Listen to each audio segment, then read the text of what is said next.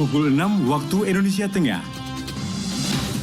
Inilah Radio Republik Indonesia Bau-Bau dengan Warta Kepton, berita seputar Kepulauan Buton.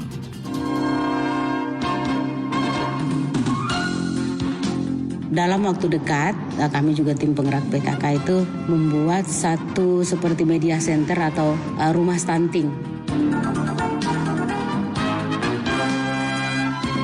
Di sini dua itu saja yang menonjol, yang artinya selama saya bertugas di sini.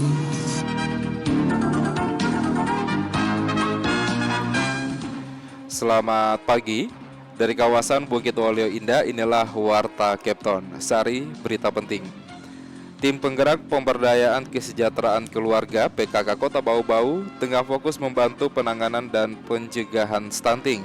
Bahkan tim ini akan menyiapkan rumah layanan stunting berkolaborasi dengan Dinas Kesehatan Kota Bau-Bau.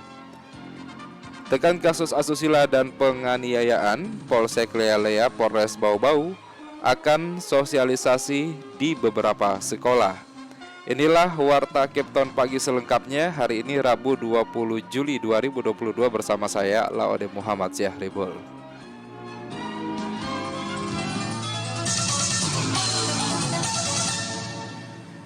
Saudara, kita update informasi kasus COVID-19 di tanah air.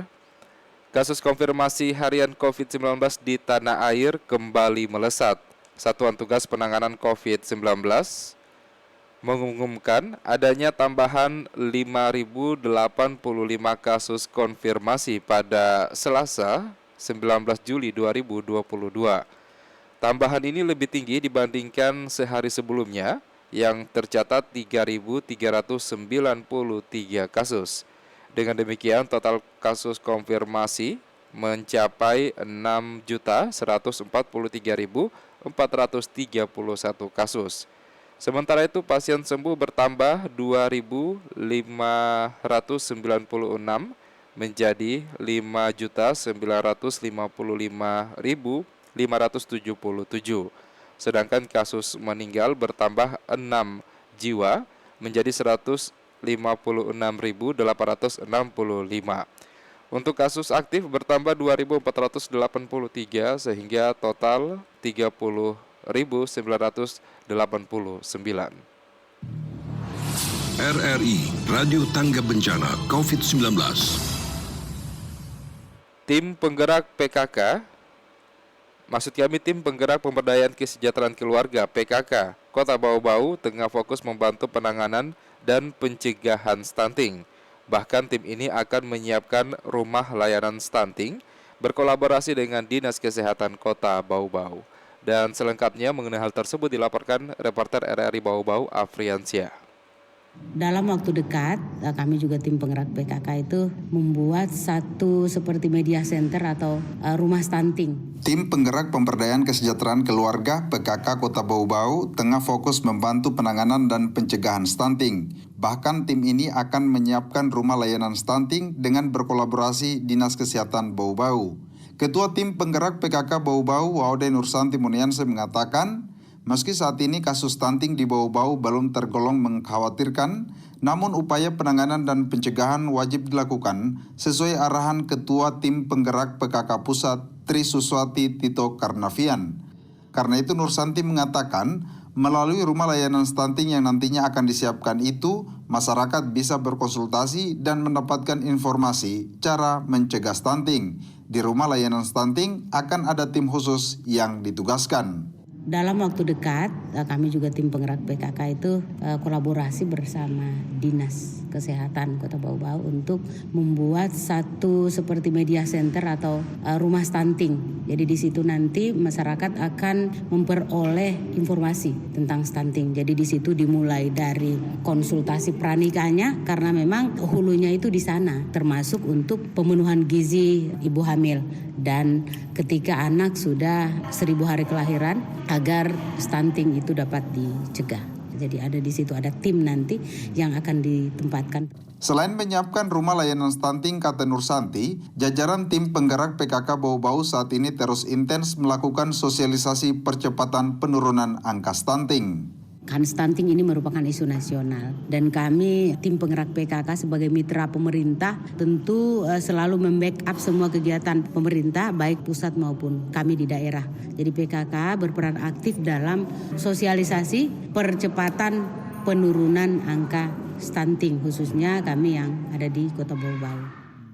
Tidak hanya soal stunting, kata Nursanti, tim penggerak PKK Bau-Bau juga intens melakukan sosialisasi pencegahan gizi buruk karena gizi buruk berkaitan erat dengan stunting, di mana stunting adalah kondisi gagal tumbuh pada anak balita akibat dari kekurangan gizi kronis sehingga anak terlalu pendek untuk usianya. Sehingga kami dari Pokja 4 itu pada penguatan kelembagaan itu selalu sosialisasi tentang penanganan stunting dan gizi buruk. Karena stunting itu juga bermula dari penanganan gizi yang salah. Jadi dari gizi buruk kemudian dia berubah menjadi stunting. Reporter RRI Bau-Bau, Afriansa, melaporkan. Kita ke berita lainnya. Tekan kasus asusila dan penganiayaan, Polsek Lea-Lea Polres Bau-Bau akan sosialisasi di beberapa sekolah. Dan selengkapnya dilaporkan reporter RRI Bau-Bau, Baode Nurliani. Kasus asusila dan penganiayaan paling mendominasi di Kecamatan Lea-Lea Bau-Bau. Kapolsek Lea-Lea Polres Bau-Bau Ibda Astar menuturkan, polsek yang baru seumur jagung itu menangani kasus asusila cukup menonjol disusul penganiayaan. Untuk menekan angka kejadian, polsek yang berada di kawasan pinggiran Kota Bau-Bau itu bakal intens menggelar sosialisasi di sekolah-sekolah, apalagi para tersangka yang selama ini tersandung hukum tidak sedikit dari remaja yang masih berstatus pelajar bahkan anak di bawah umur. Tak hanya pelaku, kata Ibda Astar, para korban pun demikian rata-rata anak sekolah yang juga di bawah umur. Di sini dua itu saja yang menonjol, yang artinya selama saya bertugas di sini, yang biasa kami tangani itu kasus penganiayaan dan asusila. Dalam hal ini biasa cabul, persetubuhan di bawah umur, itu saja. Ya, jadi memang salah satu langkah yang kami lakukan, biasa kami melakukan sosialisasi di sekolah-sekolah, karena memang banyak-banyak pelaku kejahatan yang terjadi ini, banyak-banyak pelakunya di bawah umur. Jadi memang sasarannya di sekolah-sekolah nanti. Lanjut Astar, Babin Kamtipmas akan turut serta mengambil peran sosialisasi di lingkungan masyarakat agar bersama-sama menekan kejadian asusila terhadap anak di bawah umur, begitupun dengan penganiayaan. Yang merinci, jumlah kasus asusila dan penganiayaan yang telah ditangani di atas 10 kasus, terakhir kasus persetubuhan anak di bawah umur terhadap pelajar 12 tahun yang baru saja lulus dari bangku sekolah dasar oleh 4 orang pria, 2 diantaranya juga di bawah umur. Untuk itu dirinya meminta peran orang tua aktif mengawasi anak-anaknya agar tidak menjadi tersangka maupun korban kasus pencabulan. Wade Nuliani, reporter Bau-Bau, melaporkan. Anda sedang mendengarkan Warta Kepton, berita seputar Kepulauan Buton.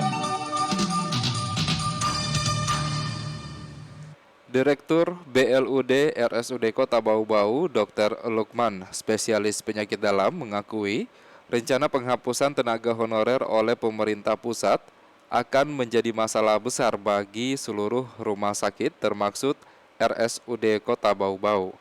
Terkait hal itu, Lukman menyebutkan sejauh ini pemerintah pusat belum mengeluarkan petunjuk teknis terkait penghapusan tenaga honorer. Namun kabar baiknya, seluruh honorer tersebut akan diupayakan masuk dalam formasi P3K. Saat ini pihaknya memastikan seluruh tenaga kesehatan terdata dalam aplikasi Sistem Informasi Sumber Daya Manusia Kesehatan atau SIS-DMK.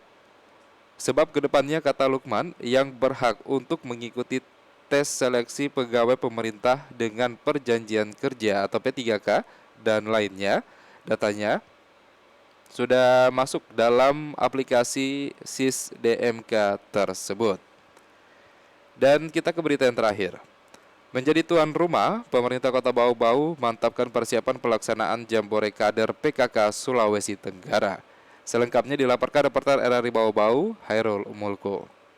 Dilaksanakan di Kota Bau-Bau karena tahun kemarin itu kami juara umum lomba kader PKK tingkat Provinsi Sulawesi Tenggara. Kota Bau-Bau menjadi tuan rumah pelaksanaan Jambore Kader PKK tingkat Sulawesi Tenggara tahun 2022. Jambore PKK tersebut akan berlangsung selama beberapa hari yang diawali dengan upacara pembukaan oleh Gubernur Sulawesi Tenggara Ali Mazi di pelataran Kota Mara pada 24 Juli mendatang. Ketua TP PKK Kota Bau-Bau Waude Nursanti Monianse ditemui RRI usai mengikuti rapat pemantapan persiapan bersama OPD Pemkot Bau-Bau di kantor Wali Kota Selasa 19 Juli mengatakan sejumlah daerah sudah mengkonfirmasi hadir dengan membawa kontingen sekira 100 orang. Dalam Jambore PKK yang akan diikuti 17 kabupaten kota sesultra itu akan memperlombakan 7 jenis lomba masing-masing yel-yel stunting, yel-yel cepat, fashion show, idol, UB2K,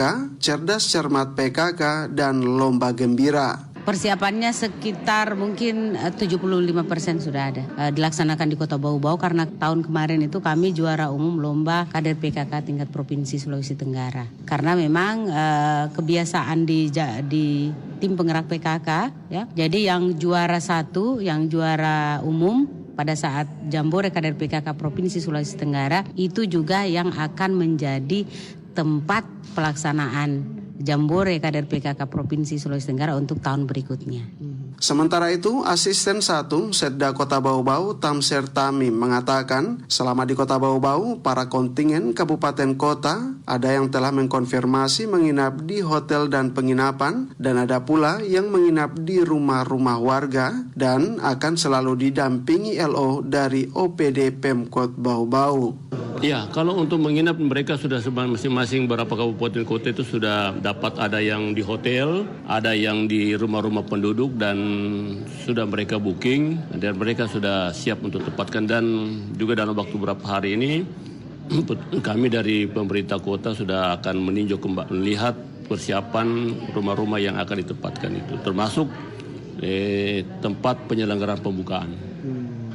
Tamsir menambahkan telah disepakati seluruh agenda kegiatan akan menerapkan protokol kesehatan. Di sisi lain, tingginya tingkat kunjungan di Kota Bau-Bau ini diyakini akan berdampak baik pada perputaran perekonomian, khususnya yang dirasakan para pelaku UMKM. Reporter RRI Bau-Bau, Hairul Mulku, melaporkan.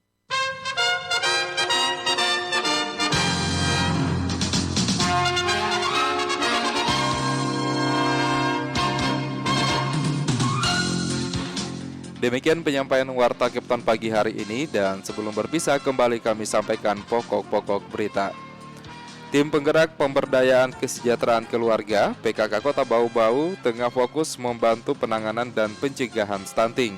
Bahkan tim ini akan menyiapkan rumah layanan stunting berkolaborasi dengan Dinas Kesehatan Kota Bau-Bau.